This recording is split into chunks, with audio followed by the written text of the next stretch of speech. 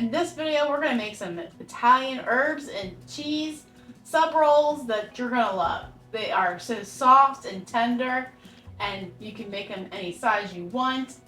And my husband will tell you, the hoagie rolls from the 80s are back.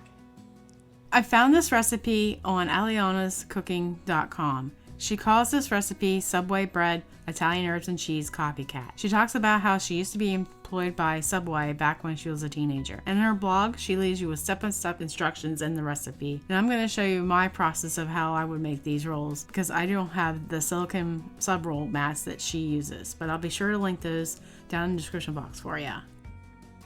For this recipe, we are using 3 cups of warm water between 105 and 110 degrees, 4 tablespoons of dry active yeast, a 1/4 cup of sugar, 1/3 cup of oil, a tablespoon of salt, 2 eggs, 1/3 cup of instant mashed potato flakes, and 7.5 cups of bread flour. For the toppings, we're going to use a tablespoon of dried oregano and parsley, 2 tablespoons of garlic powder, and 2 tablespoons of Parmesan cheese. About a cup of cheddar cheese. So first we're going to add our 3 cups of water,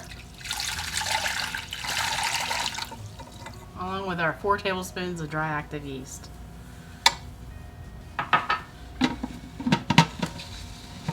And we're gonna pulse this a little bit.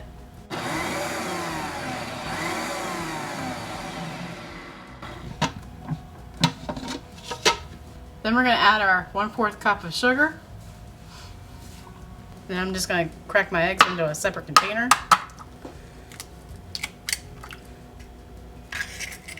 And then add those to the bowl.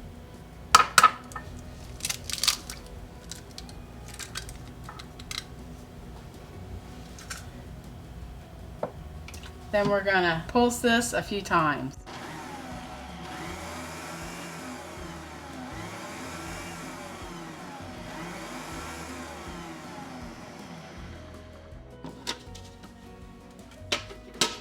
Then we need 8.5 cups of flour. And I always spoon my flour into the cup. And I take my offset spatula and level it off. 1. Oh, what am I doing? If you pack it in, you can still get a lot of flour in it. And if you put too much flour in the same measuring cup, your bread will be like a brick. So I don't try to pack it in. So there's 2. The amount of flour you put in all depends on the type of weather you're having, the humidity in your kitchen, all sorts of stuff. And when I tried it with 7.5 cups, it was just way too wet.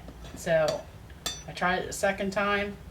The first time I just added like.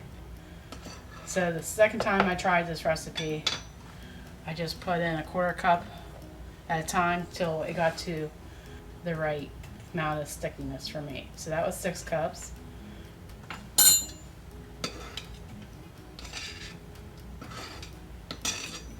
And that's 7. And that's 8. So I'm just going to mix it up a little bit and see if we need to add the extra 1/2 cup. Because you can always put more in, you just can't take it out.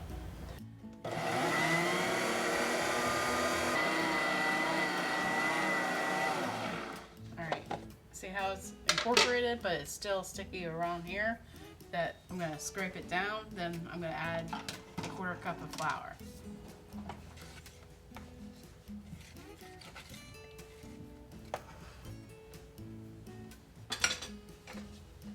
We're going to mix to combined and see how it is.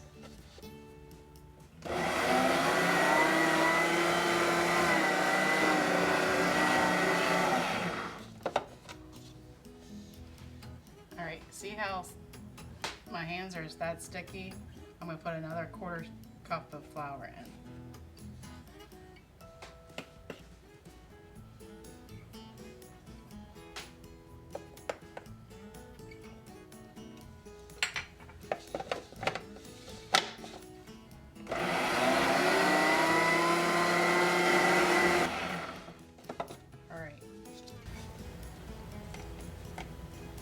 It's still a little tacky, but I think I'm going to leave it there because you never want to put too much flour in. I'm going to let this knead for 7 minutes.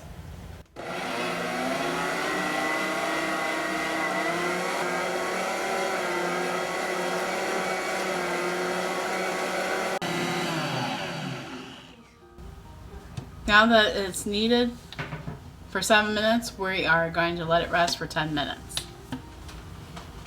So it's been 10 minutes, and look how much it's risen already. I think that's from all the yeast we put in it. So I'm going to get it out of this bowl somehow.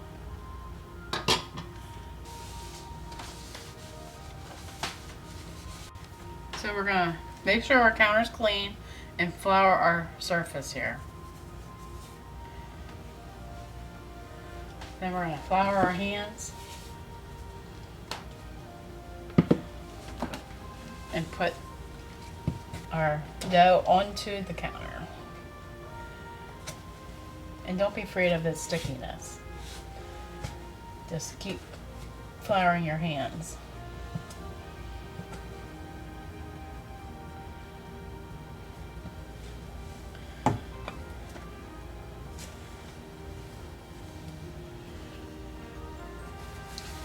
Then you just grab a handful of flour and just rub the sides of the bowl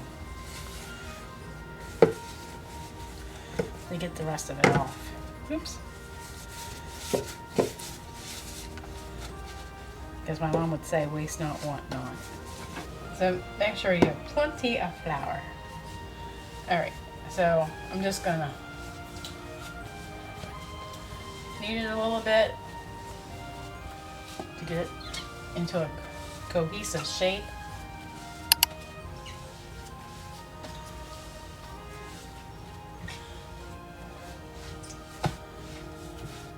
Tucking it in.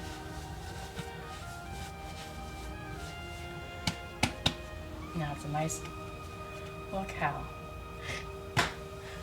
bouncy it is, like a baby's bottom. I can play with that. Now I'm going to move my mixer. The directions say to measure out into 8 10-ounce portions. But when I did it, I didn't get that many to equal 10. But she says to divide the dough in half, then divide this section, quadrant,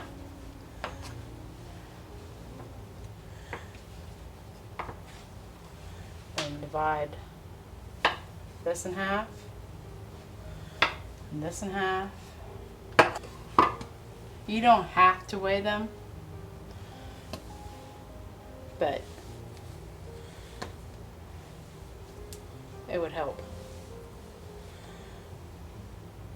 And don't worry about your hands being sticky. If you want good bread, your hands are going to get sticky. Alright, this one's almost 9. And after a while you get used to looking at it and knowing how big it is. Alright, they're all at least 8. I have these special trays that allows the heat to come up through the bottom. You don't have to have these. In fact, she recommends a silicone mat, which I'll leave a link to. And you can also use just your cookie sheets with parchment paper. That will work as well. So I'm going to spray these.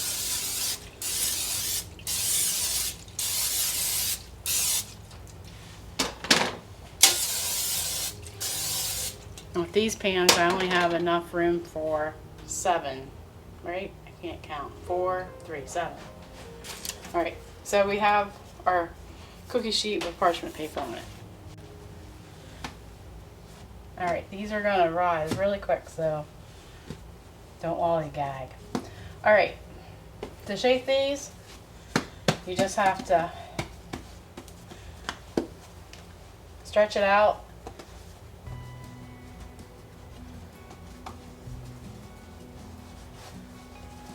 And hope you have flour on your hands. Alright, maybe it'd be easier this way. the side that already has flour on it. So you're going to put this into a long rectangle. And I don't think a rolling pin will help, so.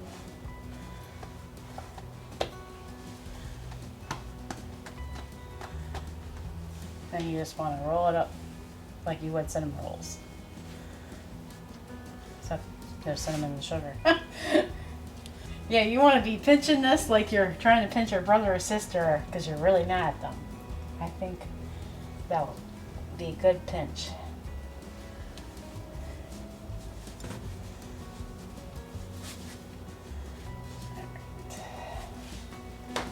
Alright. I guess we'll bring this over and put it on here. Now I have a water bottle, spray bottle from the Dollar Tree, and I have really warm water in it, and we're gonna just spray the tops of these. Even if you don't add the herbs and the cheese to these sub rolls, you at least still want to spray them good with the water. So we're going to take our oregano and our parsley and our garlic and our Parmesan cheese blend and mix. Yeah, do what I do. You know I create messes. Maybe I should have had a bigger bowl.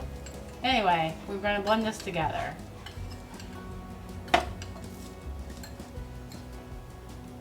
And the water is going to help us get it on there.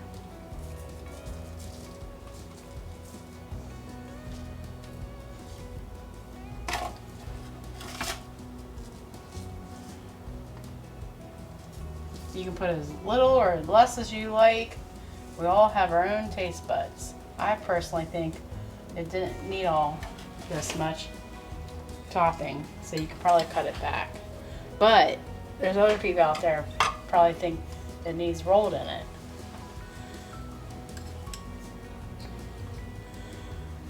You can probably put a little salt in this too. Give it more flavor. And you can leave the Parmesan cheese out if you don't want all that cheese.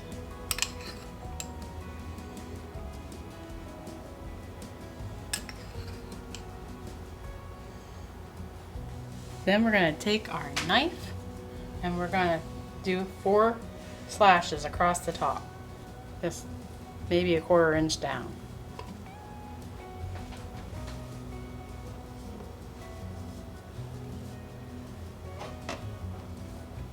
And I'm using a serrated knife for that. Now we're going to let these rise for another hour. Alright, now it's been almost an hour and they've almost tripled in size, so we're going to bake them for 15 to 18 minutes. And 10 minutes into the baking, it dawned on me I forgot to put the cheddar cheese on top, so I quickly added it for the last 8 minutes of their baking time, and they turned out just great. Maybe I should take these all out at the same time. They're kind of glued to each other.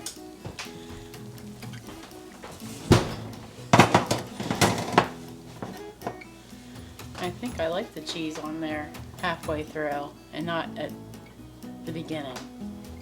Put cheese on these before we put them in the oven. And just see which way we like it. Somehow I forgot to put it on before we put them in the first time. What's a mess?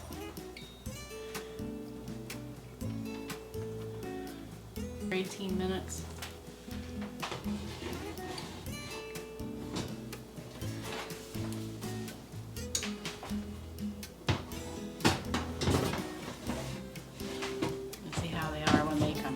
We are going to let these cool completely before we take them off the racks. Now that's a sub roll. Wow. What happened there? Alright.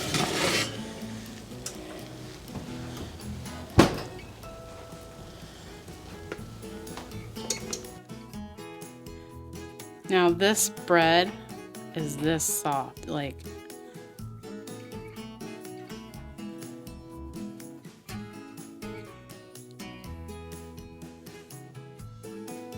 I can't tell you how wonderful it is without you making it yourself.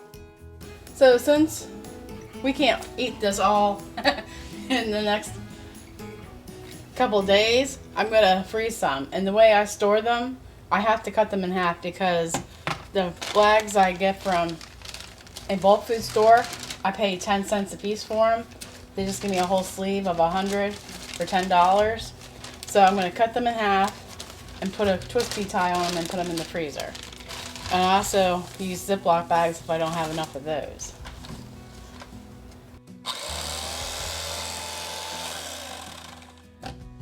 And this show you how soft that is.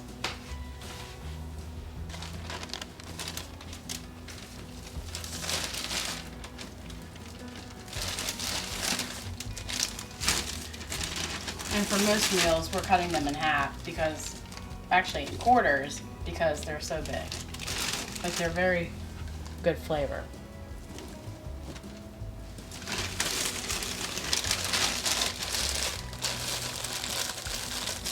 And try to get all the air out. But don't squeeze them and squish them.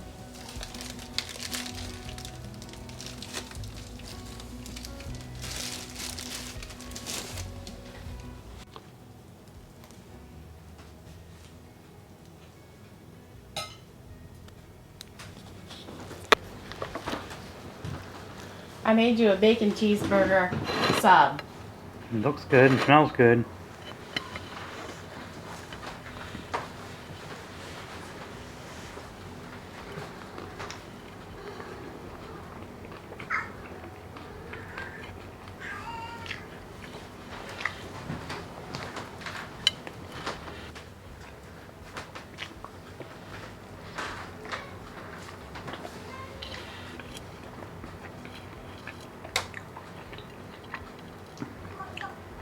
Yep, very good. Well, thank you.